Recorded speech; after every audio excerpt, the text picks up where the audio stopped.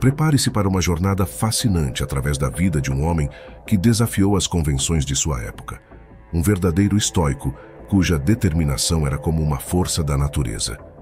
Bem-vindo ao O Poder da Sabedoria, o canal que mergulha nas histórias de figuras extraordinárias que moldaram o curso da história com sua sabedoria e coragem. Hoje, exploraremos a vida de Catão, o jovem, um homem de ferro cujas convicções e ações ecoam através dos séculos. Você está pronto para descobrir os segredos da filosofia estoica e testemunhar como Catão se tornou uma lenda? Então, não se esqueça de curtir, comentar, compartilhar e, é claro, se inscrever no canal para não perder nenhum conteúdo valioso.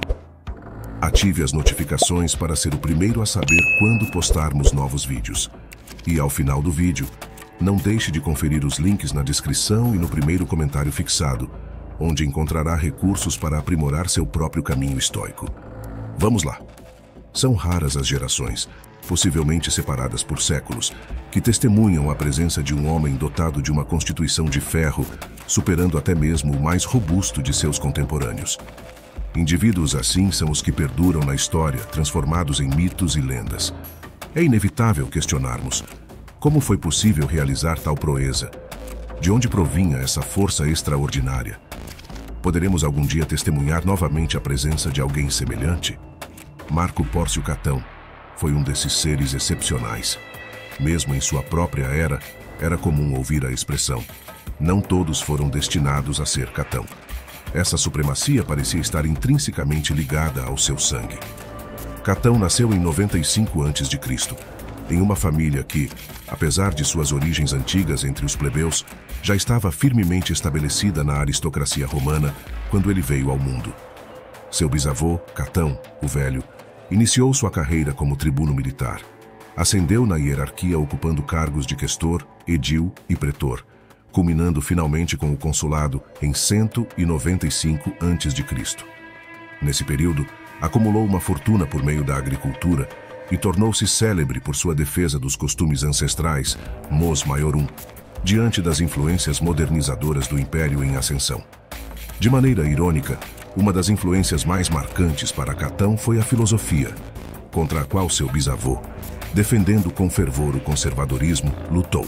Foi Catão, afinal, quem buscou expulsar os filósofos atenienses de Roma durante a missão diplomática de Diógenes, em 155 a.C. Nada poderia ser mais apropriado do que seu bisneto, conhecido como Catão, o jovem, tornar-se um filósofo de renome. Embora seja importante observar que Catão, o jovem, não se assemelhava a Carneades ou Crisipo. Nenhuma dialética sábia emanava dele. Sua constituição se adequava a um tipo diferente de vestimenta, mesmo quando comparada a mentes brilhantes como a de Posidônio. Quase todos os estoicos, tanto antes quanto depois dele, alcançaram fama por meio de suas palavras e escritos. Contudo, Catão destacou-se não pelas palavras, mas pelas ações e pela própria essência de sua existência. Foi nas páginas da vida que ele inscreveu suas convicções, como um monumento eterno, conquistando notoriedade superior à de todos os antepassados ou influências filosóficas. Isso era algo difícil de conceber, assim como aconteceu com Cleanthes antes dele e com Winston Churchill quase 2000 anos depois. O início dos estudos de Catão foi modesto. Seu tutor, Sarpedão, o via como obediente e diligente, mas também o considerava fraco de entendimento e lento. Apesar de momentos de brilhantismo, o que Catão compreendia fixava-se em sua mente como se esculpido em pedra. Ele era disruptivo, não em comportamento. É difícil imaginar que um jovem tão disciplinado já tenha causado problemas, mas por sua postura altiva e intensa. Exigia explicações para cada tarefa designada e, por sorte, seu mestre optou por incentivá-lo. Esse comprometimento com a lógica em detrimento da força era característico de Catão. De qualquer modo, a força física jamais teria sido eficaz contra ele. Uma anedota de sua infância relata a visita de um poderoso soldado à sua casa para tratar de uma questão de cidadania. Ao ser instruído pelo soldado a levar o assunto ao tio, que desempenhava o papel de guardião e tribuno do povo, Catão simplesmente ignorou o homem.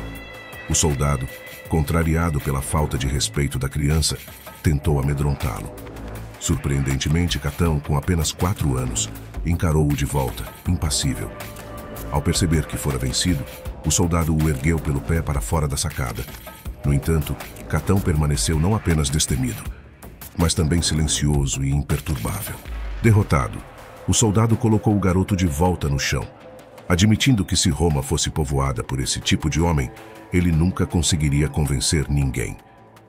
Essa foi a primeira batalha de determinação política para Catão e uma antecipação dos extremos que seus oponentes frustrados seriam obrigados a percorrer para derrotá-lo.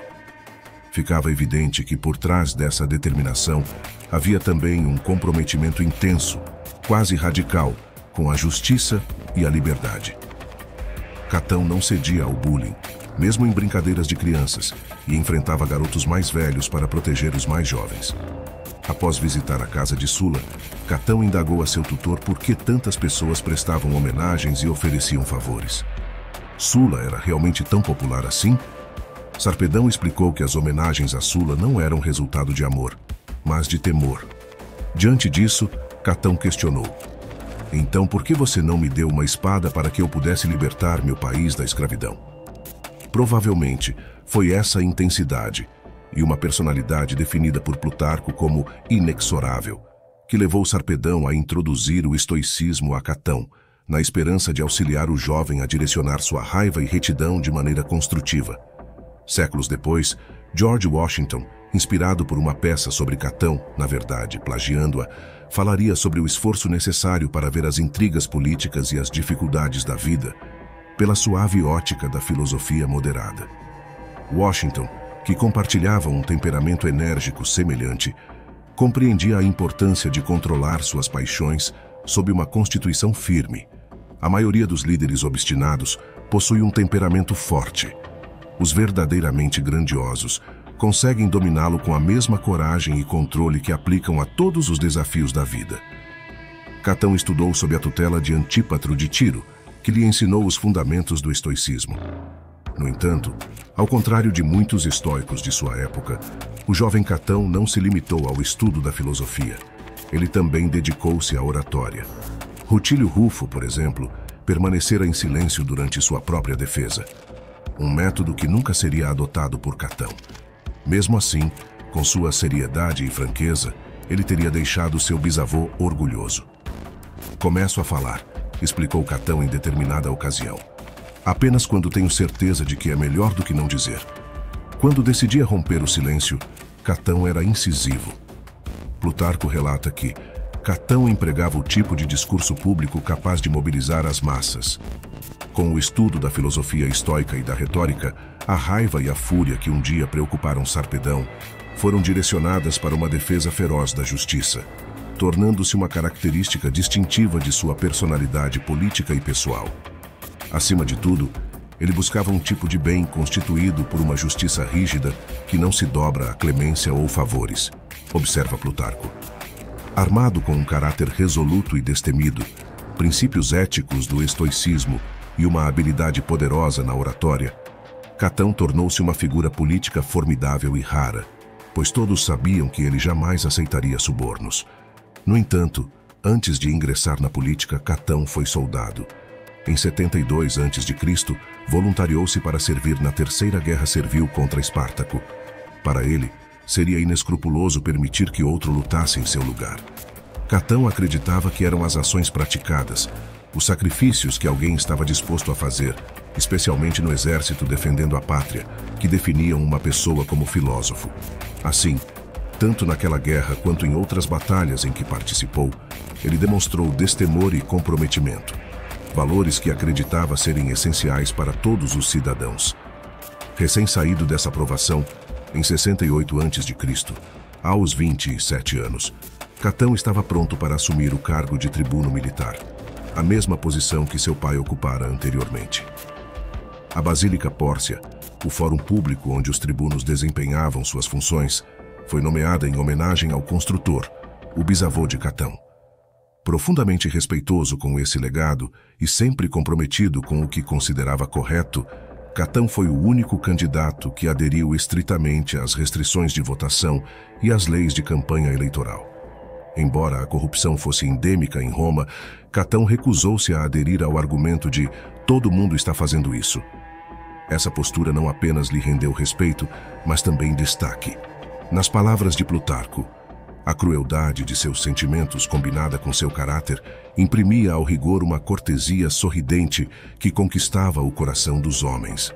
Isso incluía as tropas que ele liderou nos 3 anos seguintes, quando o serviço militar o levou a percorrer o império, expondo-o às províncias. Alguns acreditavam que conhecer esses lugares exóticos poderia suavizar seu coração ou abrandar seu autocontrole, mas estavam enganados.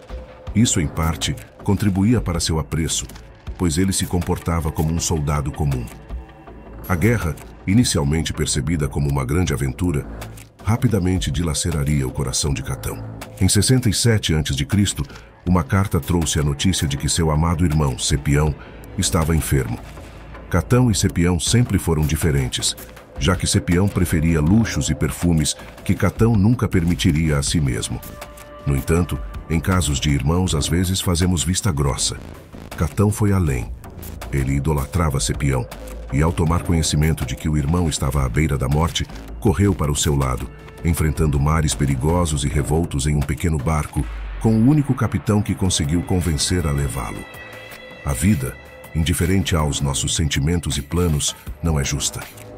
Catão, que havia lido essas sábias palavras inúmeras vezes nos livros de filosofia que amava, descobriu, ao chegar à Trácia após a arriscada jornada, que perdera por questão de horas o momento da morte do irmão.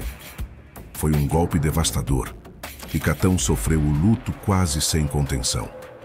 À ocasião, escreveram os biógrafos Jimmy Sone e Robbie Goodman sobre o momento em que Catão estava no leito de morte do irmão, em que a máscara vai cair, em que nossa determinação falhará quando nossos apegos levarão a melhor sobre nós. Apesar de estar mais próximo da época de Catão, Plutarco acreditava que aqueles que consideravam incongruente o luto de Catão não percebiam quanto afeto e doçura estavam misturados à rigidez e firmeza do homem. Parece que os historiadores também negligenciaram como a perda dos pais e, em seguida, a do querido irmão, sem ter a oportunidade de se despedir, endureceu um homem já tão inflexível. Esses fatos certamente não suavizaram sua incorruptibilidade e compromisso com seus ideais. Mesmo sofrendo, ele recusou educadamente os presentes caros que amigos enviaram para o rito funerário e pagou do próprio bolso os incensos e ornamentos enviados. A herança foi destinada à filha de Cepião, sem que 1 centavo fosse deduzido dos custos funerários. Catão cobriu todas as despesas. Ao emergir do luto, Catão, então com 30 anos, estava preparado, determinado e sem ilusões, para ocupar o cargo de questor. Essa foi sua estreia no Senado e, mais importante, uma plataforma mais ampla para seu empenho inflexível na erradicação da corrupção, além de uma busca pela restauração dos princípios de Roma. Durante seu mandato como questor, conduziu uma auditoria completa do Tesouro, expulsando escriturários e copistas corruptos, tentando corrigir ganhos ilícitos sob o regime criminoso de Sula e rastreando caloteiros. Catão era o primeiro a chegar ao trabalho todas as manhãs e o último a sair, demonstrando um apreço especial por rejeitar projetos políticos, distrações desnecessárias e luxos financiados pelo erário público. Sua dedicação, segundo Plutarco, tornou-se quase uma salvaguarda política para os colegas menos rigorosos, impedindo favores questionáveis. É impossível, diziam políticos, ao abordar eleitores em busca de donativos, Catão não permitirá. Essa inflexibilidade inevitavelmente gerou inimigos. Catão confrontou figuras poderosas como Catilina, em um estado cada vez mais cleptocrático. Biógrafos relatam que pessoas influentes foram hostis a Catão por quase toda a vida, pois o que ele representava parecia envergonhá-las. Mesmo quando Cícero se aliou a Catão, havia uma diferença, pois nunca se percebeu que Catão se beneficiasse daquelas reformas ou acumulasse fortuna pessoal por meio delas. Apesar do status no serviço público e da riqueza de sua família, Catão frequentemente parecia não possuir dinheiro algum.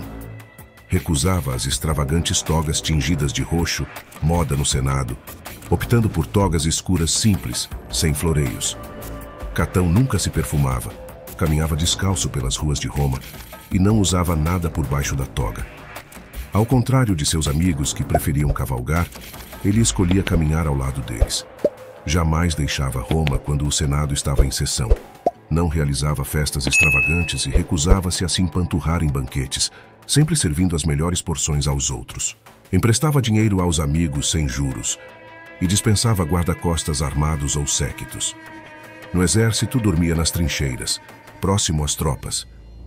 Cícero descreveria Catão como alguém que agia como se vivesse na República de Platão, e não entre os dejetos de Rômulo.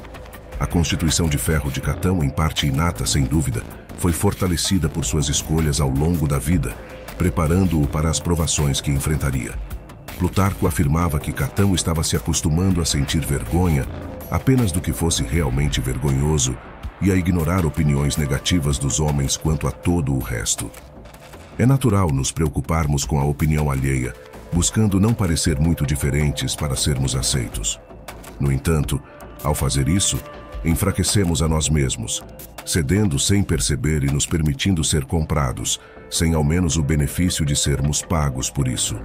Entre todos os estoicos, Catão foi quem mais colocou em prática as ideias de Ariston sobre ser indiferente a tudo, exceto a virtude. Opinião pública, manter as aparências. Sua marca? Catão poderia ter vivido no luxo, mas escolheu uma vida espartana. Embora sua postura pudesse parecer altiva, suas caminhadas pelas ruas de Roma eram marcadas por saudações cordiais a todos que encontrava, além de ofertas de ajuda aos necessitados. A reputação não importava. Fazer o certo, sim. Embora possa ser difícil e exaustivo, disse Catão, o trabalho árduo logo é esquecido. Os resultados da bondade praticada, por outro lado, não desaparecerão enquanto você viver. Enquanto isso, atalhos ou más ações podem proporcionar alguns segundos de alívio, mas o prazer logo desaparecerá, enquanto o mal feito permanecerá para sempre. Catão estava firmemente convencido de que seu propósito era servir ao bem público, uma crença que remonta a Diógenes. Seu foco não era o autoenriquecimento, conveniência pessoal ou favorecimento familiar, mas sim o bem da nação. Essa era a verdadeira essência da filosofia, mesmo que seu bisavô, um cético, ou Cícero, um orador renomado, não compartilhassem dessa visão. Quando enviado para supervisionar a anexação de Chipre, Catão se destacou. Enquanto muitos políticos romanos se aproveitavam dessas missões para enriquecimento pessoal, Catão demonstrou integridade ao gerenciar a venda dos tesouros cipriotas. Ele gerou 7.000 talentos para Roma, mantendo sua honestidade intacta. A única exceção foi a estátua de Zenão, que ele não vendeu. Porém, essa postura custou-lhe a amizade de Munácio Rufo, frustrado por não conseguir lucrar indevidamente. Essas ações eram marcantes em um império focado em demonstrações de poder e status. Catão não era um ator. Ele genuinamente vivia seus princípios estoicos. Seu estudo sobre estoicismo enfatizava a resistência à tentação e o foco na virtude. Ele estava determinado a seguir os passos de seus antepassados em sua integridade e comprometimento. Em 63 a.C., Catão tornou-se tribuno da plebe, um cargo que lhe permitiu equilibrar interesses da elite e dos menos favorecidos.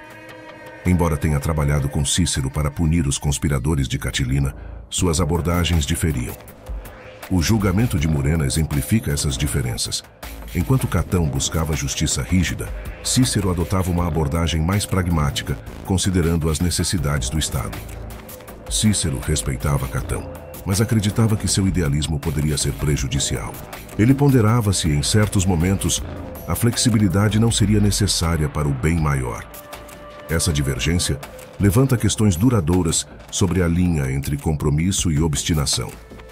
Catão, contudo, estava decidido em suas convicções. Ele via sua intransigência como essencial para preservar Roma e os valores tradicionais. E usando uma tática que se mantém relevante até hoje, Catão usou a obstrução para defender suas convicções no Senado. Sozinho, ele conseguiu bloquear propostas e leis que contrariavam o ethos romano.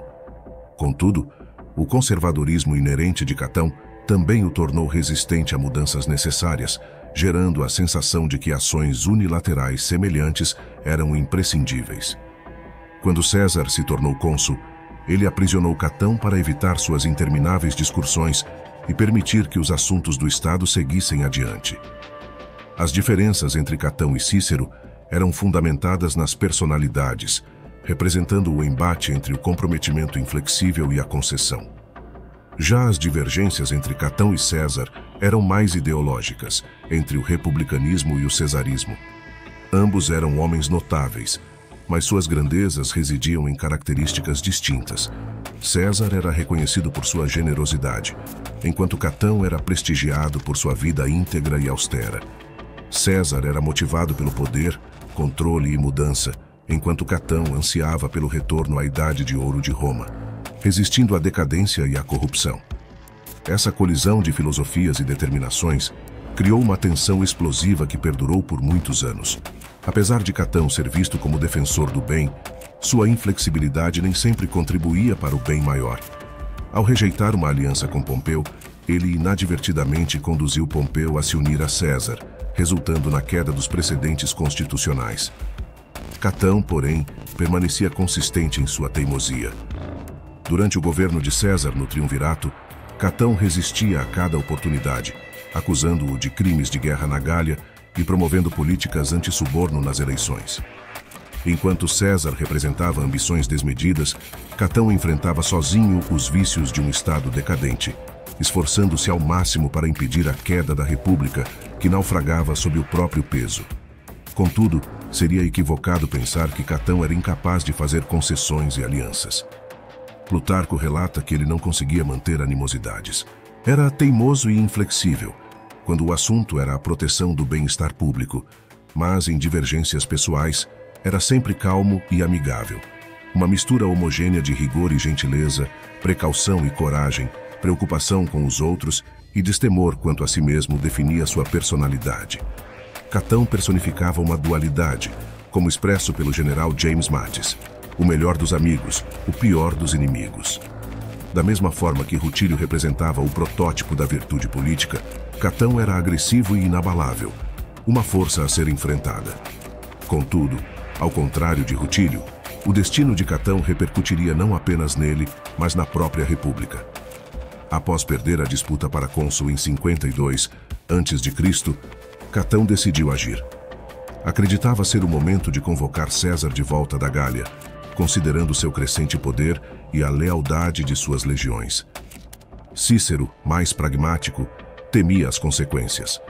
Quando César retornou em 49 a.C., a 13ª Legião o acompanhou, desencadeando a Guerra Civil. A questão persiste: precisava ser desse jeito? Catão, imutável em seus princípios, não ponderava sobre as implicações de sua insistência no que considerava certo. Fazer concessões na política, comprometer os pilares legais da nação, era para ele uma rendição moral inaceitável. Ao proteger a República Romana, Catão pode ter acelerado sua queda e talvez traçado um limite que deveria ter sido estabelecido há muito tempo. Para Catão, fazer o certo era mais importante do que considerações sobre o que poderia precipitar. Essas reflexões eram para os Cíceros do mundo, não para alguém que acreditava na intransigência moral. Catão, ao enfrentar Pompeu e César, era um soldado altruísta. Mesmo após ser retirado do comando da esquadra militar, não nutriu rancor e inspirou as tropas na batalha seguinte. Como um estoico, ele fazia o que precisava ser feito, sem se importar com o crédito. Sêneca observou que nem todas as gerações produzem homens como Catão. Poucos políticos arriscariam a vida por princípios abstratos, perseverando mesmo quando a causa os traía. Catão foi esse político, levando seu povo tão próximo da vitória. Em uma marcha exaustiva pelo deserto até Útica, na África do Norte, ele preparou-se para a resistência final. Foi desesperador. Foi violento. A vitória não foi dele. Então, com a República perdida de vez, Catão ergueu-se e dirigiu-se aos senadores e oficiais que tão nobremente resistiram com ele. Chegara o momento de irem até César e implorar clemência, disse. Pediu-lhes apenas uma última coisa. Não rezem por mim, não peçam piedade por mim. Tais súplicas pertenciam aos conquistados, e Catão não havia perdido. No que importava, conforme acreditava, em tudo que era honrado e justo, ele vencera César. Defendera seu país. Havia, mesmo com todas as falhas, mostrado seu verdadeiro caráter. assim como os inimigos de Roma haviam feito. Em retrospecto, fica evidente que Catão já decidira como seria o fim. Só faltavam os preparativos. Ele tentou convencer o filho a fugir em um navio. Enviou muitos de seus amigos para lugares seguros, e então se sentou para jantar com todos que ficaram. Foi, segundo se conta, um banquete maravilhoso. Vinho foi servido. Dados foram jogados para disputar os melhores cortes da carne. Pratos foram passados. Discutiu-se filosofia, como sempre ocorria à mesa de Catão. Só os homens bons eram livres? Os homens maus, como César, eram escravizados? Foi uma daquelas noites em que o tempo passa rápido, em que todos os presentes estavam presentes.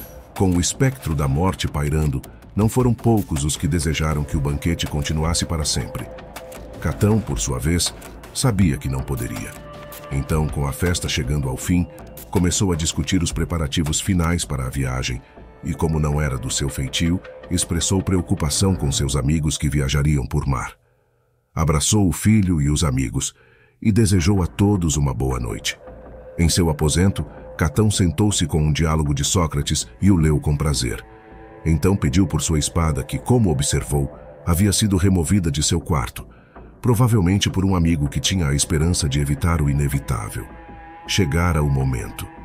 Seu filho, sabendo quais eram as intenções do pai, chorou, implorando para que continuasse a lutar, viver. Imploraram a Apolônides, o estoico, que convencesse Catão das razões filosóficas contra o suicídio, mas lhe faltaram as palavras, apenas as lágrimas vieram. Restituído de sua espada, Catão usou o dedo para conferir se a lâmina estava afiada.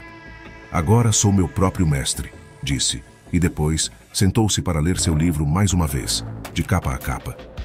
Acordou pela manhã logo cedo, após um cochilo. Sozinho e pronto, cravou a espada no próprio peito. Não foi um golpe mortal, mas o aço perfurara o homem de ferro de Roma. Mesmo assim, ele não pôde partir em silêncio para a escuridão tranquila. Contorcendo-se, Catão caiu, acordando seus amigos lamuriosos e tristes, enquanto esbravejava contra o apagar das luzes. Um médico entrou de supetão e tentou costurar a ferida enquanto a consciência de Catão ia e vinha. Nos momentos finais, Catão voltou a si e, com a determinação ferrenha e quase sobre-humana que demonstrara pela primeira vez na infância, morreu aos 49 anos, abrindo a própria ferida para que a vida lhe escapasse mais depressa. Ele perdeu sua batalha final, contra César, contra as mudanças de seu tempo, contra a própria mortalidade. Mas conforme conclui Plutarco, não sem propiciar ao destino uma árdua batalha. Por que o suicídio? Montaigne escreveria com admiração que, com a constância e o comprometimento de Catão aos princípios, ele precisou morrer em vez de encarar um tirano. Napoleão, que certa vez expôs um busto de Catão em sua galeria de heróis, e no fim precisou enfrentar a derrota, perdendo tudo pelo que se esforçara e chegando a considerar também o suicídio, escreveria sobre a morte de Catão de maneira menos elogiosa.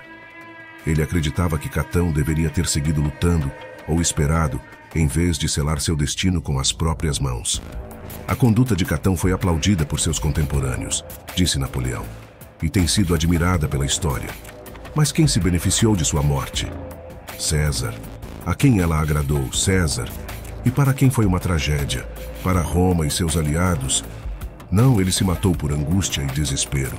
Sua morte foi a fraqueza de uma grande alma, o erro de um estoico, uma mácula em sua vida. Mas, novamente, na perspectiva de Napoleão, César foi o grande herói do mundo antigo. Ele não conseguia entender, não da mesma forma que os gênios do iluminismo como Washington e Thomas Paine, que havia mais neste mundo do que apenas poder, conquistas e vitórias. As gerações que se seguiram foram inspiradas pela conduta de Catão em vida, que foi honesta e consistente até em seus momentos finais. Não encontraremos muitas estátuas de Catão em Roma, nem muitos livros sobre ele. Por alguma razão, as honrarias vão para os generais colonizadores e os tiranos. Seu bisavô, certa vez, disse que era melhor que as pessoas perguntassem por que não havia uma estátua em sua homenagem do que questionassem a razão de haver uma. No caso de Catão, o jovem é até mais simples. Seu caráter foi o monumento. Seu compromisso com a justiça, a liberdade, a coragem e a virtude são os pilares do templo que até hoje se mantém de pé. Ele foi um monumento vivo em seu próprio tempo. o último cidadão de Roma e o homem de ferro de Roma. E tanto agora quanto antes, nestas páginas e na memória, seu dedo aponta diretamente para nós.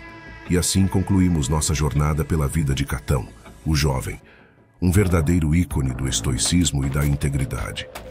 Esperamos que você tenha se inspirado por essa incrível história de coragem, determinação e filosofia atemporal.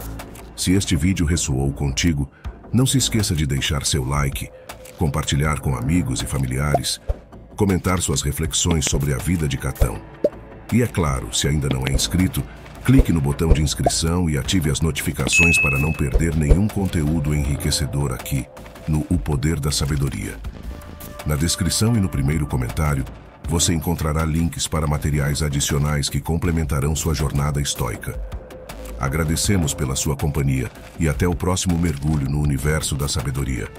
Fortaleça sua mente, trilhe seu próprio caminho e lembre-se sempre do poder da sabedoria em sua vida. Até breve.